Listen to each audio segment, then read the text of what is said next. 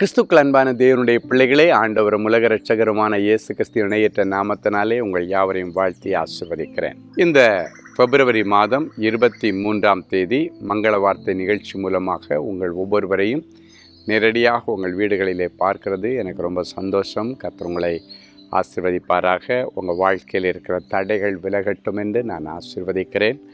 உங்கள் குடும்பத்தில் இருக்கிற நெருக்கடிகளும் பஞ்சங்களும் மாறட்டும் என்று நான் ஆசீர்வதிக்கிறேன். உங்கள் வீட்டில் நிறைய சுப காரியங்கள் நடப்பதாகன்னு நான் ஆசீர்வதிக்கிறேன். உங்கள் வீட்டில் அடைக்கப்பட்ட கற்பங்கள் திறப்பதாகன்னு ஆசீர்வதிக்கிறேன். வெளிதேசத்து பிரயாணங்கள் வாய்ப்பதாகன்னு ஆசீர்வதித்து ஜெபிக்கிறேன். பிள்ளைகளுடைய படிப்பில் இருக்கிற தடைகள் நீங்கி பிள்ளைகள் நல்லபடியாக வாழ்ந்து சுபிக்ஷித்திருக்கும்படி நான் வாழ்த்தி ஆசீர்வதிக்கிறேன். என்னமோ தெரியல, இன்றைக்கி இந்த ஆசீர்வாதங்களை உங்கள் மேலே வைக்க சொல்லியிருக்காருன்னு நினைக்கிறேன். ஆண்டவர் கொடுத்துட்டார். இப்போ நம்ம மங்கள வார்த்தை கடந்து செல்லுவோம். யோவான் 14ஆம் அதிகாரம் 14வது வசனம் சொல்லுகிறது, என் நாமத்தினால் நீங்கள் எதை கேட்டாலும் அதை நான் செய்வேன். ஆண்டவர் ஏன் தெரியுமா சொல்கிறாரு? ஆண்டவரால் எல்லாம் கூடும் என்று. ஆண்டவருடைய பிள்ளைகள் எதை கேட்டாலும் ஆண்டவர் செய்ய கடமைப்பட்டிருக்கிறார். அவனுக்கு தேவையானது தான் அவன் கேட்பான், அவனுக்கு தேவையில்லாததை அவன் கேட்க மாட்டான். நல்லா கவனிங்க. ஒரு பையன் பள்ளிக்கூடத்துக்கு போகிறான்னா, படிக்கிறான்னா அவனுக்கு என்ன தேவை?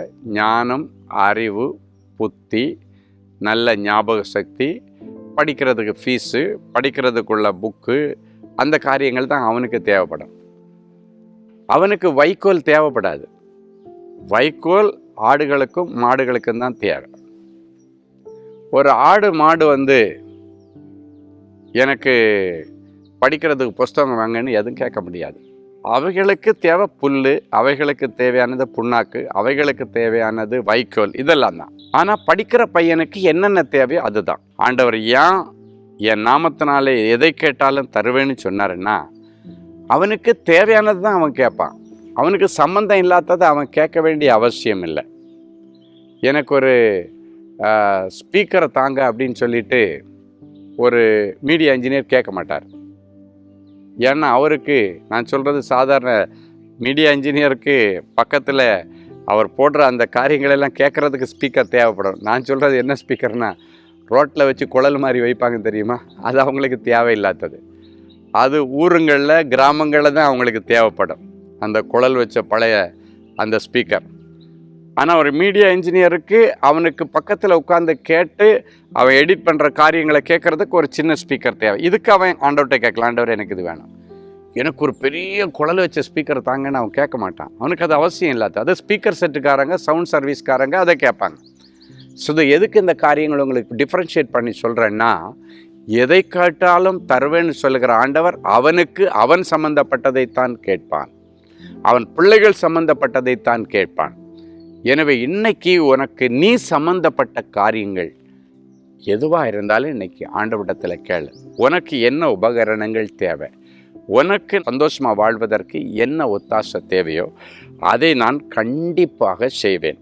என் நாமத்தினாலே நீங்கள் எதை கேட்டாலும் அதை நான் தருவேன். நிறைய பேருக்கு கேட்கணுன்ற ஒரு ஆர்வமோ ஆசையோ ஜெபிக்கணுன்ற ஒரு விருப்பமோ இல்லை. மற்றவங்க எனக்காக கேட்கணும், மற்றவங்க எனக்காக ஜெபிக்கணும் இல்லை, நீங்கள் ஜெபிக்கணும்.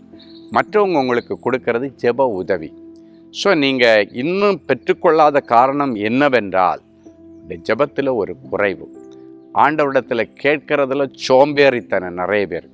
எல்லாம் வேணும், ஆனால் கேட்குறதுக்கு சோம்பேறித்தனம், ஜெபிக்கிறதுக்கு சோம்பேறித்தனம். நிறைய பேர் படுத்துக்கிட்டே ஜெபிக்கிறான், நிறைய பேர் உட்கார்ந்து தூங்கிக்கிட்டே ஜெபிக்கிறான், கொட்டாய் விட்டுகிட்டே ஜெபிக்கிறான். இவைகளெல்லாம் மாறணும். உற்சாகமாக ஆண்டவர்கிட்ட கேட்கணும். காலையில் எழும்பி இருக்கிற கொஞ்சம் பலத்தில் உற்சாகமாக எழும்புறீங்கன்னா ஆண்டவரனை நல்லா ஓட வைப்பார், சாதனைகளை படைக்க வைப்பார். ஒரு நாளும் ஆண்டவருடைய பிள்ளைகள் சோம்பேறியாக இருக்கக்கூடாது.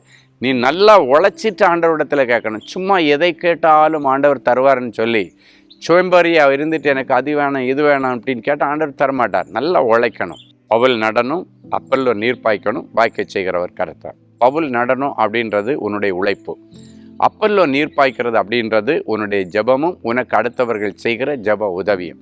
இது ரெண்டும் இருந்துச்சுன்னா ஆண்டவர் அந்த காரியத்தை வாய்க்க பண்ணுவார். இன்னைக்கு பிறகு எனக்கு வாய்க்கலை அப்படின்னு நீங்கள் எதுவும் சொல்லாதபடி ஆண்டவர் அற்புதம் செய்வார். எதை கேட்டாலும் தருவேன் என்று சொன்ன ஆண்டவர் ஒருவேளை உனக்கு ஒரு நல்ல ஒரு புருஷன் தேவை, எனக்கு இன்னும் கல்யாணம் ஆகலை, எனக்கு ஒரு நல்ல புருஷன் அமையணும், எனக்கு ஒரு நல்ல மனைவி அமையணும் அப்படின்னு நீங்கள் இன்னைக்கு கேட்டிங்கன்னா, இந்த நாள் விசேஷித்த நாள் கர்த்தர் அதை செய்வார். எனக்கு ரொம்ப வருஷமாக குழந்தை இல்லை, எனக்கு ஒரு குழந்தை வேணும்னு கேளுங்க. நீங்கள் கேளுங்க, உங்கள் சந்தோஷம் நிறைவாக இருக்கும்படி ஆண்டவர் தருவார். எனக்கு அரசாங்க உத்தியோகம் வேணும், கேளுங்க, ஆண்டவர் தருவார். எனக்கு இந்த தேசத்துக்கு போவதற்கு விசா வேணும், கேளுங்க, ஆண்டவர் தருவார். ஆனால் நீங்கள் கேட்பதற்கு முன்பாக உங்கள் முயற்சியும் அதோடு கூட இருப்பதாகன்னு ஒரு ஆலோசனை சொல்லி உங்களுக்காக ஜெபிக்கிறேன். ஜெபிக்கலாமா? ஆண்டவரே உமக்கு நன்றி.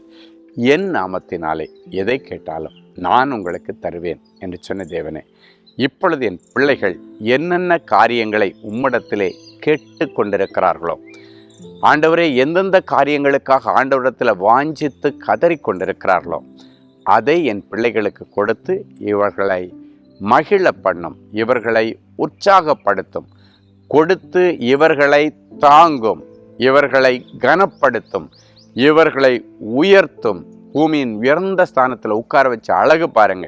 இவங்க கேட்குற நல்ல வாழ்க்கை துணை இவர்களுக்கு அமைவதாக, திருமண தடைகள் உடைக்கப்படுவதாக, கேட்கிறபடி பிரிந்து போன குடும்பங்களை கர்த்தர் இணைப்பீராக, இவர்கள் கேட்டபடி கற்பத்தின் கனியை தருவீராக, இவர்கள் கேட்டபடி ப்ரொமோஷன் டிரான்ஸ்ஃபர் கிடைப்பதாக, கேட்டபடி இவர்களுக்கு நல்ல தேசத்திலே சுதந்திரம் தருவீராக, கேட்டபடி இவர்களுடைய சரீரத்தில் இருக்கிற வியாதிகளை புட்டிங்கி போட்டு தெய்வீக சுகத்தையும் ஆரோக்கியத்தையும் என் பிள்ளைகளுக்கு தாரும். இயேசுவின் மூலம் பிதாவே.